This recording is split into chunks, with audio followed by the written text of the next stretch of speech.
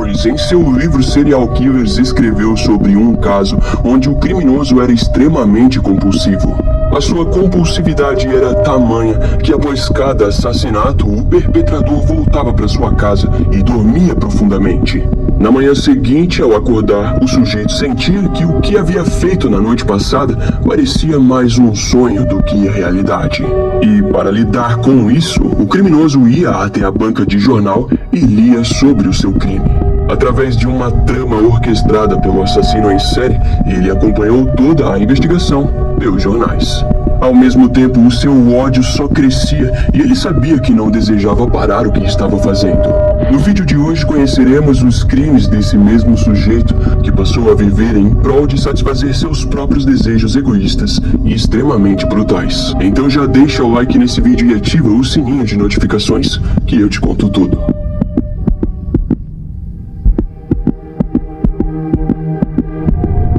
No anoitecer do dia 13 de maio de 1984, o gabinete do xerife do condado de Hillsborough recebeu um chamado de uma cena de homicídio no sul do condado. De acordo com as informações iniciais, dois garotos que caminhavam próximo da Interestadual 75 ao sudeste da cidade de Tampa, na Flórida, notaram um cheiro extremamente forte próximo à estrada. O cheiro parecia vir de uma área de construção aberta e, ao se aproximarem, perceberam que havia algo dentro de um conjunto de ervas daninhas no local. Inicialmente acharam que se tratava de algum animal, mas em pouco tempo perceberam a verdade. Se tratavam de restos humanos mutilados. Eles rapidamente foram para casa e informaram seus pais, que ligaram para a polícia. Os primeiros a chegarem no local foram o capitão Gary Terry e o detetive Lee Baker, do gabinete do xerife do condado de Hillsborough. Os restos humanos foram identificados como femininos e indicavam que a mulher estava de bruços e com os pulsos amarrados atrás das costas.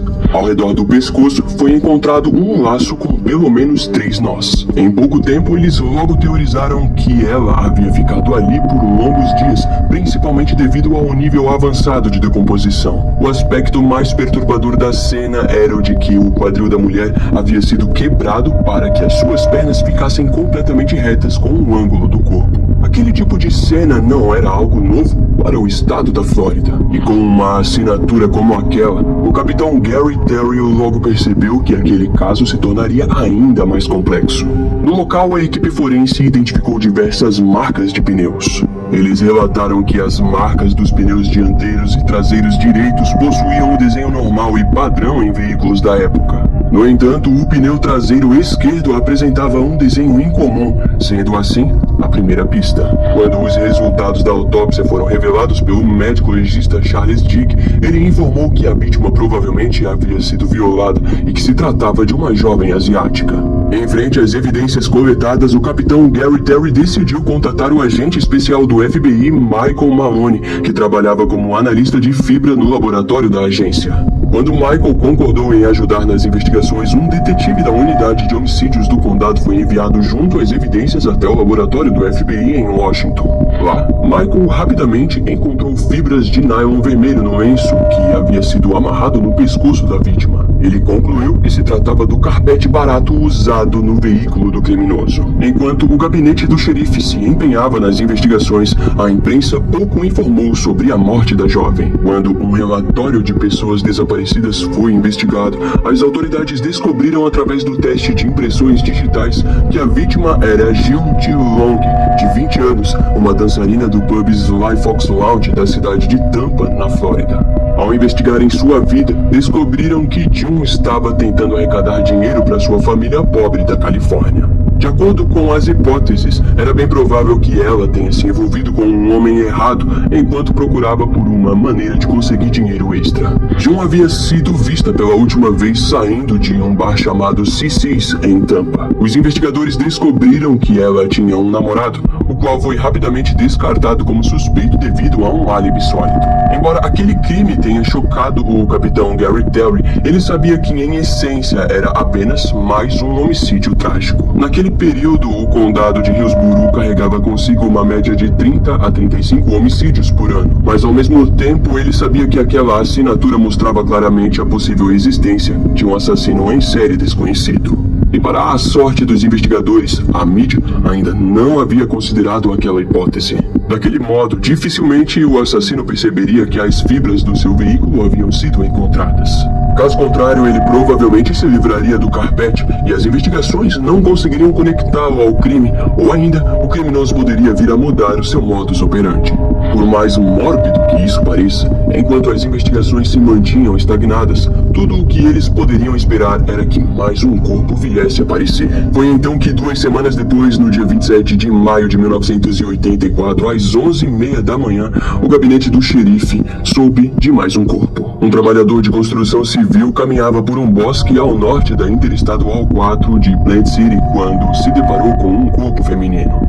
Quando os investigadores chegaram no local, eles perceberam as familiaridades com o primeiro caso. A vítima estava parcialmente nua, de bruços, e sua camiseta verde havia sido puxada para trás e rasgada para assim ser usada como forma de prender seus braços. Seus pulsos estavam amarrados de forma frouxa e em seu pescoço havia uma corda enrolada 3 vezes de forma extremamente forte. Cortes foram vistos no pescoço e bochechas da vítima. Os investigadores teorizavam que a faca que havia sido usada nos ferimentos era a mesma usada para cortar os itens que a amarravam. O crime foi brutal. A vítima havia sido violada, estrangulada e espancada. A causa da morte foi dada devido ao corte profundo de quase 30 centímetros no pescoço e devido ao traumatismo contuso na orelha esquerda. Próximo à cena do crime, pendurados nos galhos das árvores, foi encontrado um suéter branco e uma meia calça branca que supostamente pertenciam à vítima. No corpo foi encontrado vestígios de pelos e de fibras avermelhadas. As marcas de pneus foram novamente observadas e uma pegada descalça também foi analisada na lama próxima. Como as autoridades não conseguiam a identificar, as informações do caso foram compartilhadas com a mídia, que através de um esboço conseguiu identificar a vítima como Michelle Denise Sims, de 22 anos. Se tratava de uma profissional do sexo da área de prostituição da Avenida Kennedy, na Califórnia. Michelle havia sido vista pela última vez conversando com 2 homens brancos e quando o FBI analisou as fibras, pôde perceber semelhanças notáveis com o primeiro caso. Quando as análises de pneus foram examinadas, um especialista da cidade de Akron, em Ohio, informou que o pneu era um Goodyear Viva, na época padrão, em apenas Cadillacs. O FBI também notou que as fibras encontradas indicavam que o assassino provavelmente estava com 2 tipos de carpetes em seu veículo. Além do mais, naquela altura, manchas de sêmen foram encontradas nos exames das roupas da vítima, indicando que o criminoso possuía um tipo sanguíneo AB e os pelos encontrados pertenciam a um homem possivelmente caucasiano. Daquele modo, os investigadores do condado de Hillsborough conseguiram criar um perfil de provas físicas do criminoso. Essas informações foram enviadas para vários outros departamentos do condado, enquanto as informações sobre as fibras continuaram a ser mantidas em sigilo. Enquanto o laboratório do FBI trabalhava nas investigações, o rebuliço do caso fez com que a Unidade de Ciências Comportamentais, atualmente conhecida como Unidade de Apoio Investigativo, ficasse interessada na possível existência de um assassino em série. No dia 2 de junho de 1984, a imprensa local começou a publicar matérias onde alegavam que as autoridades do condado estavam lidando com as investigações de forma séria e urgente.